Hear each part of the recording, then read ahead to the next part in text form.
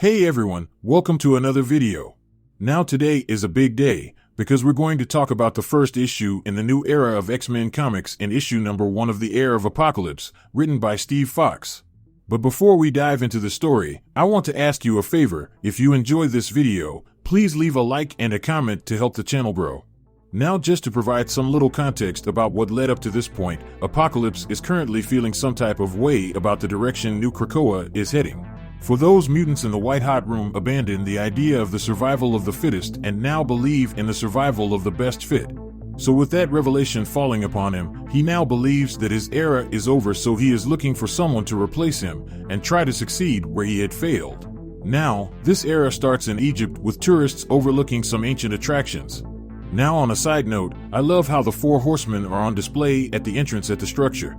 But anyway, while we were there, we saw an ordinary family asking another individual if she minded taking a family picture for them.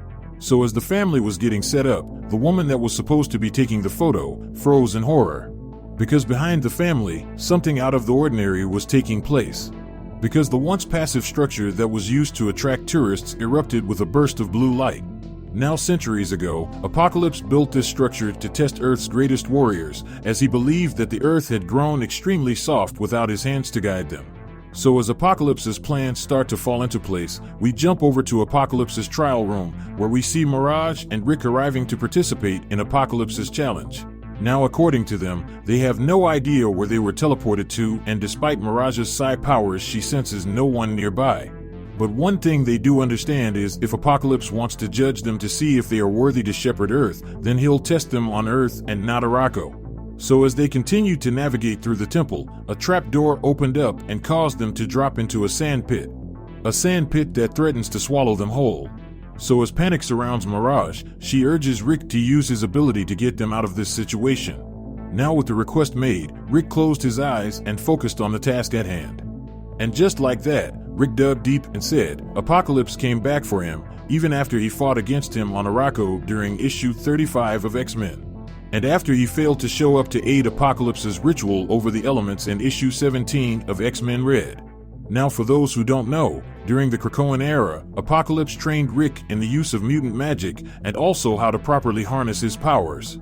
Now, following that display of power, we see Mirage states that Rick seemed different while in the temple, and she was convinced that he believed in Apocalypse's plan. So following that observation, the two set off to continue their journey because there is a lot of trials standing between them and the trophy.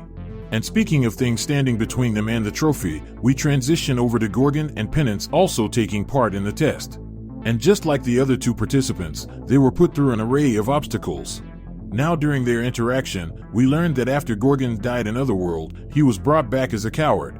Because similar to Rockslide, when a mutant died in Otherworld, there was no telling what version of the mutant would return. But lucky for Gorgon, he managed to die again, and during his death, he was able to pass through Wanda's mutant waiting room and return to himself. And when he got back, he discovered that the nation he died to defend had been undermined by power-mad fools. So with Gorgon pissed off at the management of Krakoa, we then jump over to one of the fools that caused everything to fall apart, and that was Sinister. And just like always, he is up to his old tricks. Because after all, cloning himself is once again somewhat arduous work rather than a matter of daily routine. So with a flip of a switch, Sinister was able to vaporize a creature before it could reach him. So with Sinister doing what he does best, we jump over to Cable blasting his way through mummies. As Armageddon Girl tells Cable she doesn't need his help because she is connected to every living being and every element of nature on this planet. So she believes she could stand up to Gaia herself for the right to guide its future. So from her point of view, she is the only person suitable to hold Earth accountable. So following those 2, on the next page, we see Exodus just casually walking through the obstacles like they are nothing, because according to him, all these traps are beneath him.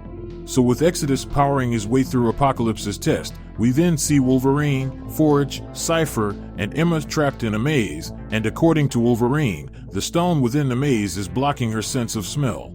So with the team forced to use the old way of navigating, Wolverine suggested Emma to exit her diamond form in order to test her psychic range, but Emma quickly shot that down because according to her, that is her only physical protection while in Apocalypse's death trap. Now with that said, we learned that a little while ago, Sync, Magic, and Wolverine were invited to partake in Apocalypse's test to see if any of them could replace him. But before he could offer it, Sync turns it down alongside Magic. Because according to Magic, she just gave up the throne to Limbo, so she is currently not on the market for any new seats of power. But just because two of them didn't want any part in this, didn't mean Wolverine was going to turn it down too. Now skipping back to the current day, we see Cypher take the lead, because he believed that he was beginning to understand the language of the maze. But he was dead wrong, because just as he said that, he stepped on a trigger that caused the wall to fall down. But before it could hit him, Wolverine came to the rescue and saved him. Now as the two laid on the floor, Wolverine asked Cypher why he was even there to begin with, to which Cypher responded by saying he has no idea why, because he was just as surprised that Apocalypse invited him as she was. So with several X-Men members finding themselves together, we transition over to Arakko with Angel and Sunfire meeting up to have a conversation. And apparently Angel believes that Shiro called him all the way to Arakko to meet with him. But he was mistaken, because Shiro didn't request this meeting. But rather Apocalypse did, so with Apocalypse making himself known, he states that he appreciates him traveling so far to hear him out. Because out of all of his many horsemen, Apocalypse always saw both of them as most likely to ascend to be greater than a mere servants at his side. Because he believed each of them suffered for him, and in the end, they emerged stronger and tempered by the flame of revelation. And now it falls to Apocalypse to once again push them even further still to determine who might succeed him in his great work on Earth.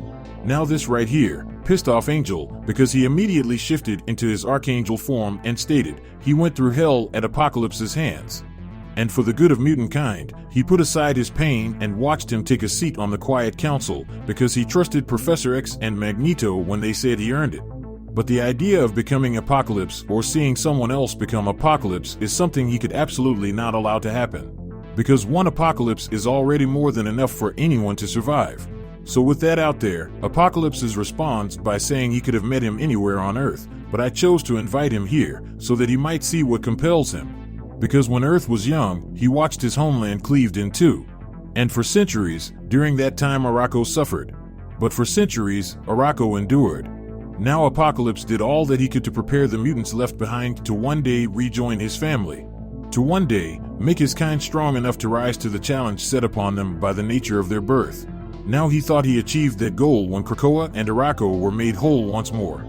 But then Krakoa fell and Arakko endured, and so long as he watches over it, he will see that Arakko is prepared for the day when all of their people are united once more. But as he guides Arakko, so too must someone hold Earth to its highest potential. So Apocalypse offered his steady hand, but in the end, he was rejected. So all Apocalypse wanted to see was if one of his favorite horsemen would answer his call. So with that offer on the table, Sunfire responded by saying once, the mere sight of Apocalypse would have repulsed him and driven shame and fear deep into his bones. But now his journeys across Krakoa, Arakko, and Otherworld have brought him a new sense of purpose. And so, he does not feel that he has found his limits yet, and this is not where his path leads. So with Sunfire turning him down, Apocalypse simply states that he will not force him to bend towards his path if he doesn't want to. But see, Angel's response was way more harsh than Shiro's, because he said, don't lie, Apocalypse never hesitated to play God with everyone's lives. But Angel would be damned if he allows him to turn another innocent mutant into a monster made in his image. So with that statement, Angel and Shiro took off, leaving Apocalypse on his own. Now with that situation going down on Arakko, we jump back to the test just to see Sinister arriving on the scene. Now at first he thought he was the first to make it, but that was quickly shot down when Gorgon and Penance crashed his party. But see, they weren't the only people there, for all parties were able to rendezvous at the starting line together. So with everyone in attendance, we got to see little conflicts building up between certain members, like Cypher and Armageddon Girl, and Sinister and Exodus. But before anything could pop off, a voice interrupted them. For a hologram of Apocalypse filled the room and stated, for millennia, he sought the path laid out before them on Krakoa. The promise of something more than fighting our lessers for the right to exist. So his people feasted on a bounty of possibilities while the island thrived for a brief moment, and for a time, it seemed that the new age had dawned. Until it was taken from them. Now they are in lean times again, a famine of hope and potential. So one of them will have to lead the mutants of Earth to prosperity once more. They must work together out of habit, but do not mistake, the trial he presented to them can only end with only one of them becoming his heir. Because only one of them will follow in his footsteps and ensure that the mutants of Earth are ready to meet the challenges they will face in the days ahead. So whether or not the rest of everyone survives is up to themselves. Now he then goes on to say, the obstacles they have faced to reach this chamber were merely a prelude to what awaits them deeper in the temple. Because the trials they will face will be of the mind, the spirit, and before he could say the last one, the hologram cut out, and a blast hit the temple. So as fragments flew everywhere, the group of mutants turned to see something or someone across the river hurling fireballs their way. So with no time to waste, the mutants jumped into action. So as the team was rushing off to battle, Cable caught Sinister trying to sneak away. Now, unlike most of the heroes there, Sinister could care less about the innocent people in danger. But see, the rest of the team came to the conclusion that this could also be a part of the test apocalypse set out before them. So in hopes of solving it fast, Exodus used his ability to carry everyone to the battle at hand. And when we get there, we see one of the sons of Apocalypse, William Rolfson, aka Genocides, or better known as Holocaust. So with that said, this issue picks up where the last one left off, with Genocide completely destroying everything around him. And he is absolutely pissed off that his father, Apocalypse, didn't offer him the position to be his heir to carry out his work after he leaves for Arakko. Because according to Genocide, he is more than happy to cleanse the world of what he deems to be pointless livestock. So right before he was about to obliterate a human, out of nowhere, he was hit by a mental attack alongside a woman's voice.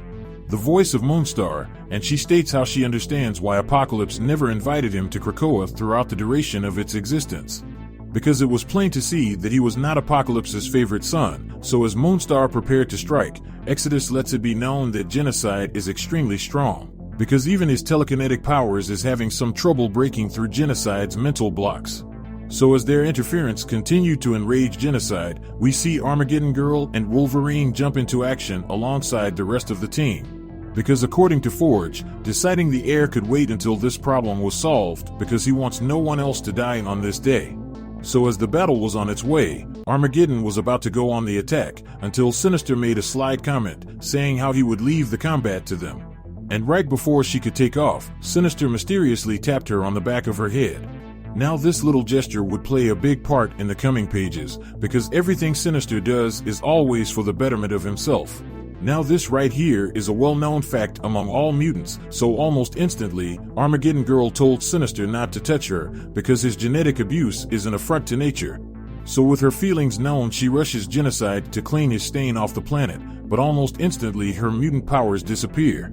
And according to her, it felt like she lost her connection to the Earth itself, so as she stood in shock, Genocide capitalized on the opportunity and blasted her head on, sending her body flying back. So with Armageddon Girl out of the picture, we get to see a small flashback of when Apocalypse came to meet with her. And when he first offered her the opportunity to partake in this selection, Armageddon Girl was just finishing up taking out poachers, which was mercilessness he could respect. So as Armageddon Girl lay defeated in a pile of rubble, we jump back over to Sinister once again scheming in the background, but this time he is pointing out how a building is about to fall. So as a massive disaster was about to take place, Wolverine jumped into action to help the citizens escape as Emma called on Exodus to aid in the rescue. The White Queen informed Exodus that a lot of people were about to die horribly without his assistance, and he should prove just how strong his Omega-level abilities are. So with the challenge out there, Exodus took her up on the task, and took a hold of Genocide and threw him through the building in question with a whip of his wrist. So as Genocide exited out the rear side of the structure, some of the rubble of the building was moments away from landing on yet another potential heir, Cypher. And in this panel he was assisting a young girl when a gigantic stone was moments away from crushing him. So as he told the young girl that everything was going to be okay in her native language, he couldn't help but to brace for the end. Until Penance came out of nowhere and destroyed the boulder over his head and effectively saved his life. So with that situation dealt with, we once again jump back to the past, but this time Apocalypse was visiting her, and during their interaction, Penance tells Apocalypse he has 10 seconds before Quicksilver returns from Japan, so whatever he has to say, he has to make it quick. So he got straight to the point and said she has no penance to serve because she has a greater calling. So with his pitch out there, we jump back to the current day, where Penance is telling Cypher to save who he could and stay out of the way, because he isn't invulnerable. So with that message delivered, the earth under Cypher's feet lifted him up as Julio used his mastery over the very land under them to carry everyone to safety. Because he stated genocide destabilized half of the buildings in the neighborhood, so he'll have to carry them all over the rooftop. But see, genocide was not about to let that happen without a fight that Julio was more than happy to provide, because while he was saving the citizens, he also took some additional boulders and dropped them on his head in an attempt to bury him. But much like other attempts, this attack only served to slow down the living furnace. Because in a massive burst of energy, Genocide just threw the stones everywhere before firing a blast of his own. And according to him, the blast was hotter than the sun itself. So with that blast out there, Cable, Forge, and Moonstar came guns ablazing from the back and creating a distraction for Exodus to fly overhead and carry the rest of the humans to safety. So while Exodus was displaying that show of power, we jump back to his encounter with Apocalypse, and this took place following the destruction of the last Krakoan gate. And just like we saw in issue 35 of X-Men, Exodus still wasn't over the loss of Krakoa. In fact, he was so upset that he was still badly talking Apocalypse, because he stated he still had access to Arakko when the rest of Earth's mutants lost their comrades to the White Hot Room. So with tension growing, Apocalypse tells him that he wants him to be his opposing force and become the new Apocalypse of this world. So once again, with that offer given, we jump back to Cable reiterating that Exodus just relocated everyone within a 1-mile radius to safety, which gives them the opportunity to go all out. So as the team increased their assault on Genocide, Gorgon ran up behind him and sliced away. Now this left Genocide open for Diamond Emma, Penance, and Wolverine to come down hard on the son of Apocalypse. So with everything going in our hero's favor, Gorgon revealed to Genocide that his big armor makes him extremely slow and vulnerable. So with that out there, Genocide took this opportunity to unleash his trump card, because he stated that his suit is not to protect him from his enemies, but rather to protect his enemies from him. Because if the suit wasn't on, then he would unleash bioplasma all over the world. So with Genocide threatening to take off his suit, Penance rushed forward to stop him. So as she held him down, Exodus came flying on the scene to put an end to this battle. Because in yet another display of power, Exodus was able to contain all of Genocide bioplasma to a contained location with just his mutant ability. Now following this gigantic explosion, Genocide was gone, and unfortunately so was Penance. Now with yet another mutant gone, Emma lashed out in anger, but Exodus couldn't care less. Because according to him, Monet St. Croix knew the risks of this tournament. So they should feel at ease knowing she died a hero, buying him precious seconds to collapse Genocide into a hyperdense orb. An orb which he held within his very hand. So with yet another person gone, Moonstar and Cypher were at a loss of words and regretted taking part in this challenge.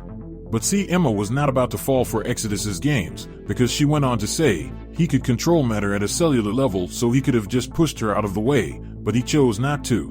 And because of that, her blood is on his hands. Now despite everything Emma said, Exodus just responded by telling everyone to keep their distance. Because he is still suppressing Genocide's bioplasma energy.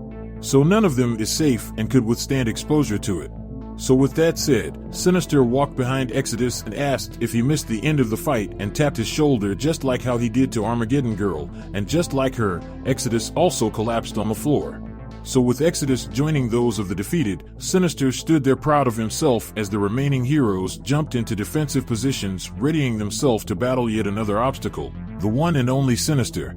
So following those turns of events, we jump back over to Arakko with the mastermind behind everything, Apocalypse, overseeing the battle.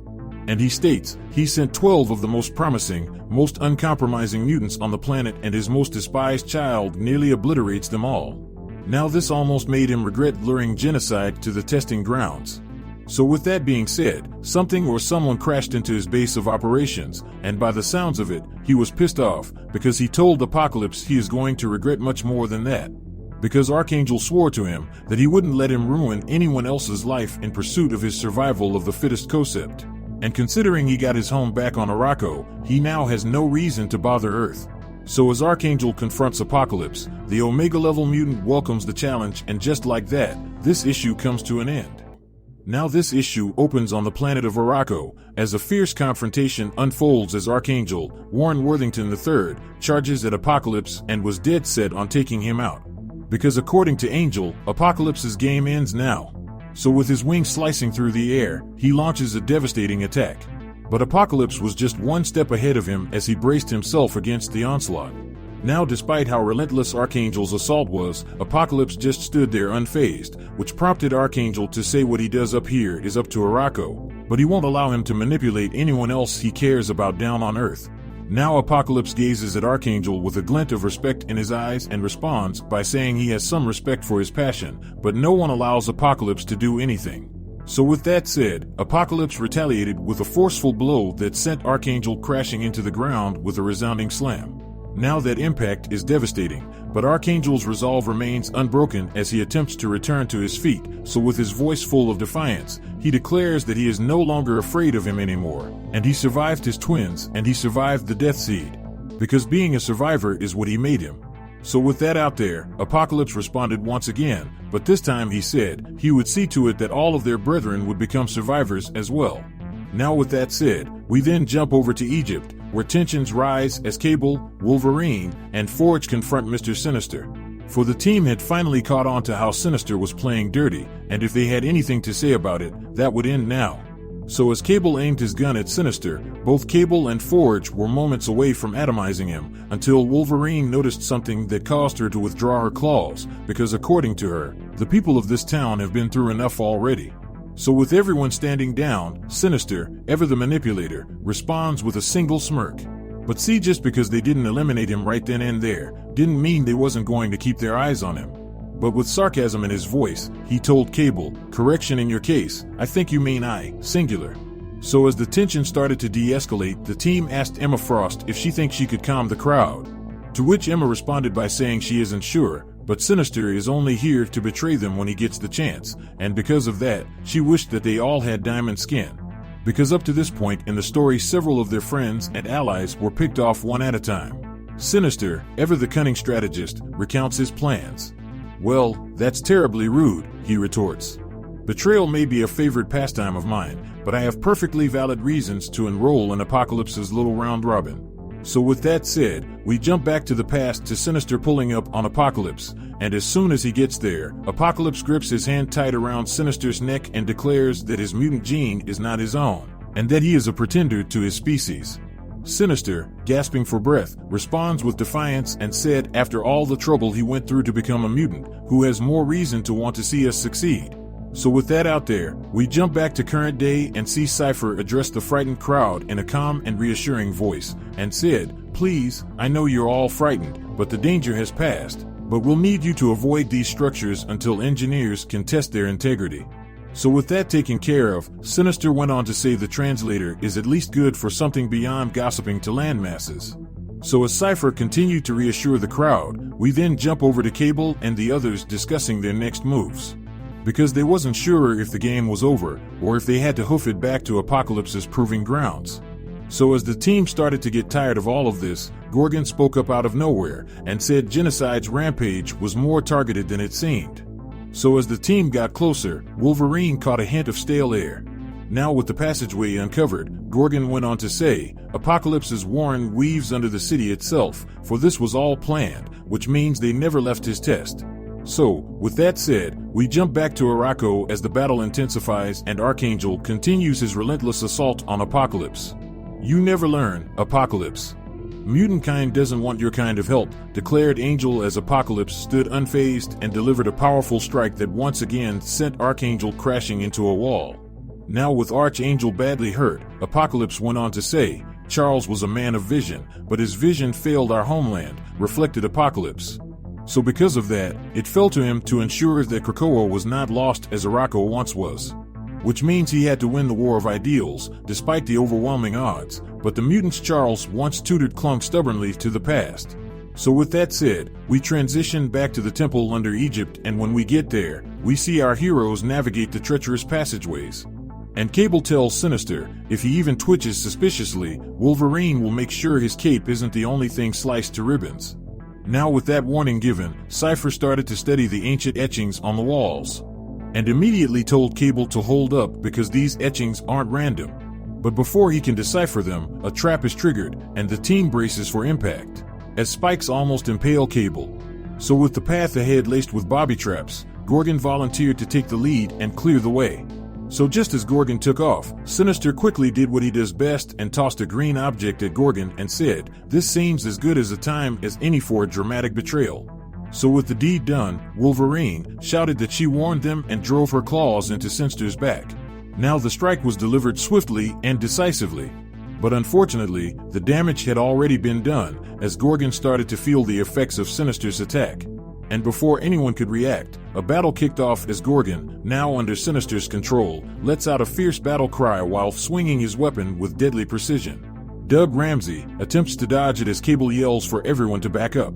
Now Cable's interference came just in time to allow Cypher to avoid Gorgon's full strike.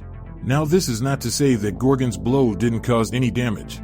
But lucky for Cypher, Forge was there to catch him before he fell off the bridge. So with that going down, Wolverine immediately recognizes the control disc that causes Gorgon's berserker rage. So with agility and determination, she engages Gorgon and uses her claws to clash against his weapon. Now Cable provides backup and uses his weapon to attempt to put Gorgon down. So with things hitting a fever pitch, Danielle Moonstar steps in and draws her arrow and let it fly in hopes of subduing the Gorgon without further bloodshed. Her shot is precise and hits Gorgon, effectively stopping his rampage. So with Sinister standing alone, Emma Frost, exasperated by the ongoing manipulations, and confronts Sinister and declares his role in the chaos to be over. So as the dust settles, Emma Frost and the others assess the damage. Emma, reflecting on her past and the challenges she has faced, resolves to take decisive action. In a flashback, she recalls the immense pressure and responsibility she carries. Her internal monologue reveals her deep care for her fellow mutants and the weight of her leadership. She confronts Sinister, making it clear that his games are finished. Now in a last-ditch effort to escape, Sinister throws a bomb. The explosion was massive and sent debris flying everywhere, which forced the team to take cover. Now despite the explosion, Emma and the others remain focused and determined to see their mission through. But unfortunately, when the smoke cleared, the explosion destroyed the part of the bridge under Emma and caused her to fall to her death, but not before she accomplished one additional deed. For Emma tapped into Sinister's mind and pushed him to follow close behind, and take his own life and jump over the edge too. So with that tragic event playing out, we jump back over to Archangel and Apocalypse continuing their intense battle. Now during their interaction, Archangel accuses Apocalypse of being incapable of humility. To which Apocalypse admits to being shrewd and willing to put the needs of his species above all else. He then goes on to reveal his disregard for human lives. So, with that out there, Apocalypse went over to a terminal and clicked a few switches to reveal a chamber filled with captured mutants in stasis. Now each one was teleported there at the moment of their failure. So, with everyone proven to be alive, Apocalypse then went on to say, if Archangel wishes to stay and safeguard his fellow mutants, then he can. But one thing he would not tolerate is him trying to stop him, because Apocalypse is dead set to ensuring mutant kind has a future. So with Apocalypse determined to find his heir, on the last page, we see the giant statues of the Four Horsemen come alive and prepare to issue the final exam, as the team brace themselves for combat. And with that said, this issue of Heir of Apocalypse comes to an end. Beneath the sands of Egypt, a fierce battle erupted as Cable, armed and determined, fired his weapon at Apocalypse's stone dolls and declared how he was not going to be taken out that easily. So as he continued to unleash a barrage of bullets, nearby, Forge also fought back and acknowledged their dire situation by saying, I hate to tell you, but it's looking more likely by the moment that that would be the end result. So with yet another hero struggling against the overwhelming enemies, we jumped over to Mirage as she aimed her bow.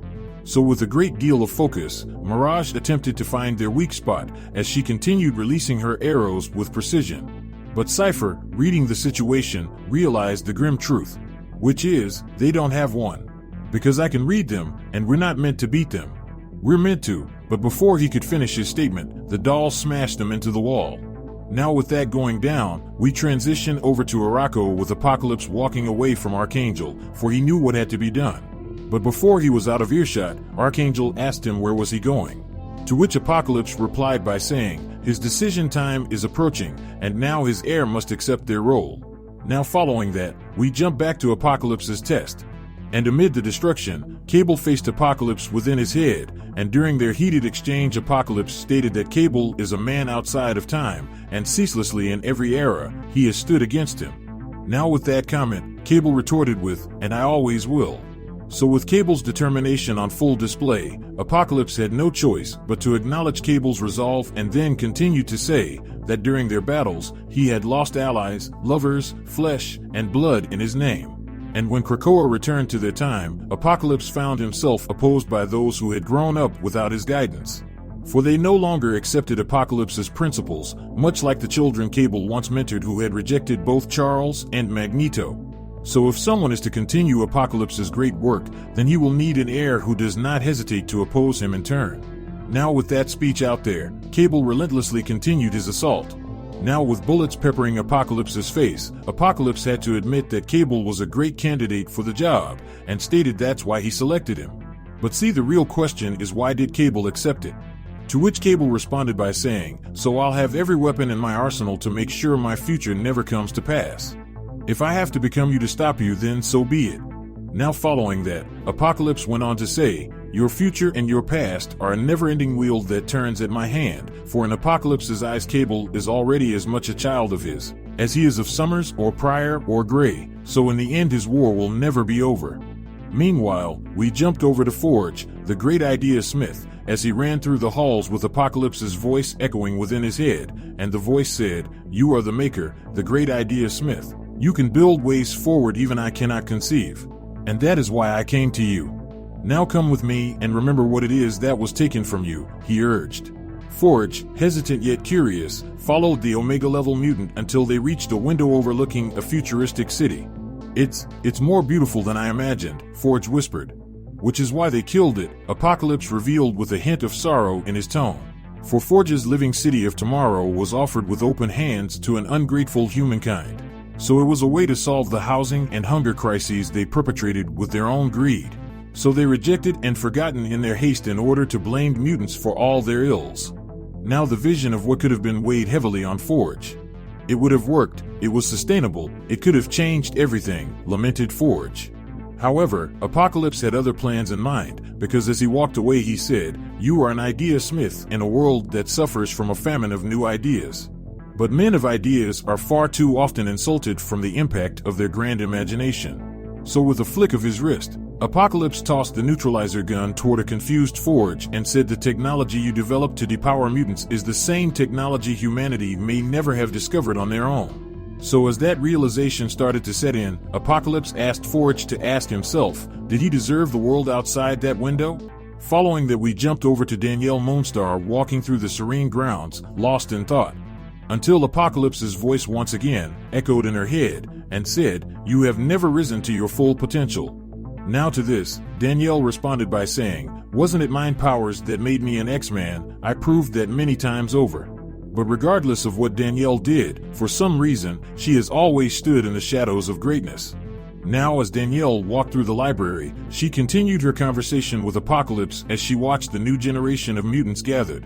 And during her conversation, Danielle stated, "That's part of being the new kid, because the new kid has a legacy to live up to," but she guessed he couldn't relate, considering no one came before him. But Apocalypse countered with a voice filled with ancient wisdom and said, "But many came after her. And yet her forebears did not cede their positions of power," he pointed out, the weight of history heavy in his words. Now with that point made, Danielle responded by saying, she didn't think of fostering the next generation of mutants as a zero-sum game. Now once in the office, Apocalypse addresses Mirage and says, "I see greatness dormant in you, or are my eyes deceived by your namesake?" To that comment, Mirage stood firm and responds with, "Selene fought me and my friends and got her ass kicked, alongside your other fellow externals. And the reason why I accepted your invite was to make sure no other power-hungry immortal exceeds their reach." Apocalypse, sitting back, remarks, "A stagnant pond breeds pestilence." So with that comment out there, Mirage took a seat in Charles's chair with determination in her eyes, and countered him by saying, "From where I'm sitting, all I see is possibilities." Now following that, we jump over to Douglas Ramsey walking through Krakoa, reflecting on his return. "Is it good to be back on a verdant Krakoa?" asks Apocalypse. To which Douglas replies by saying, "You could say that, but you'd be underselling it pretty hard, but ultimately you could say that." After that statement, Apocalypse continued to say that Charles and the others elected themselves to speak for the island. But at the end of the day, you are the only one who spoke with it. And you are one of the only mutants who defied the wishes of the Quiet Council, so close to their trust that your betrayals went unnoticed. Now this was true on several occasions, especially when it came to Moira escaping. Now with that out there, Douglas hops on a bit of leaves and says, "You said it yourself, Apocalypse, the council spoke for Krakoa, but they didn't always listen." Now to this, Apocalypse replied by saying, "Yes you did, and I have not. Because for centuries, I have believed that my methods were the only way forward for mutant kind." Until suddenly on the next page, chaos ensues as Sentinels attacked. And as for Apocalypse, he states that he would test their mettle in fire and blood before their enemies could find them lacking. Douglas pleads by saying, "Please not again, don't make me lose it all again." To which Apocalypse, with a sinister edge, declares that he could become mutant kind's great monster in the darkness and drive the species forward through fear and might. Now with that said, the Sentinel picked up its hand and let loose a gigantic blast that engulfed everything around Douglas. Now amidst the destruction, Apocalypse states perhaps he needs an heir whose weapon is his words, and whose tongue knows diplomacy and delicate lies. So as the dust and ash drift through the air, Douglas reflects on his past and states, "I was one of the first mutants to walk on Krakoa. For almost a year, I lived alone on the island, developing our way of life. We should never have had to give it up." Apocalypse, looming over him, acknowledges what he said and replies with, "You have lost much, and death can be a passage toward rebirth." Following that, we transition over to Arakko, where we see Wolverine and Rictor discussing their next steps by asking, "Who do you think is going to pop out next?" To which Rictor, uncertain, replies by saying, "I don't know, I thought this was my destiny." So because of that, he can't even see himself facing Apocalypse. Now with that said, the conversation shifts to why they accepted the invitation. Now Wolverine reveals that when Logan got wind of the invites, he asked a few of them that he trusts to accept if asked, just in case someone awful won it. Because if someone awful did win, then Logan wanted them to gut that person. Now following that, out of nowhere, both Cable and Forge were teleported before Laura, for they too failed to pass the test. Now on the next page, we see Cable and Forge confused and asking, "Where is everyone else?" And to that, Emma responds by saying, "Can't you tell from all the dusty red? Obviously they are on Arakko. And if you two old men are here, that leaves Danielle and Douglas as the only people left to win the new position. So in the end, the children are their future." Now to this revelation, Emma went on to say how I wished it weren't so, in this case. So with that established, as for the rest of the former contestants, Lindley and the Gorgon lit out pretty fast. Exodus was cordial, but didn't want to wait around in the Great Satan's palace. And as for Sinister, he wanted to stay, but Archangel caught him prodding at the unopened pods. And as for who got them out of stasis early, that was also Archangel, because it was Apocalypse's intention to keep them on ice until the conclusion of his little tournament. And as for how he was planning on getting them home following this test, Apocalypse had a teleporter waiting to take them back. Now with everyone's status known, on the next page, yet another teleporter activated as Danielle Moonstar emerges from stasis, confused and alarmed. "Where's Doug?" she demands, looking around for her friend. Now with the last contestant eliminated, we fast forward back to Egypt, with Warlock and Bay the Blood Moon standing before a mysterious tomb. And after a bright light, Apocalypse commanded the figure within to rise and meet his first disciples, for his transformation is finished. Now as the scene shifts down, we see a close-up of hands emerging from a container, revealing a new being. For Bay is filled with emotion as she states that her heart swells with pride for her beloved. Now on the last page, the being is now revealed as Revelation, the new heir to Apocalypse. And the first thing Revelation states is that he won't shepherd mutant kind the same way Apocalypse had, by using force and might. Now this was exactly what Apocalypse was looking for, because it would have disappointed him greatly if Revelation did. So with that point made clear, Revelation vows that the new mutant leaders will rise from the ashes of Krakoa, and he will listen to them, and he will do what he should have done to save their way of life before it fails. So in conclusion, Revelation will reveal to them the errors of their ways as the final issue of the Heir of Apocalypse comes to an end. So with that out there, if you want to stay in the loop about any individual storyline, then how about you hop over to the playlist section down below or in the link cards above to get all caught up on the X-Men runs. So with that established, I hope you enjoyed this video, and please don't forget to leave a like and a comment if you want to see more videos like this. Thank you for watching, and I'll see you in the next review.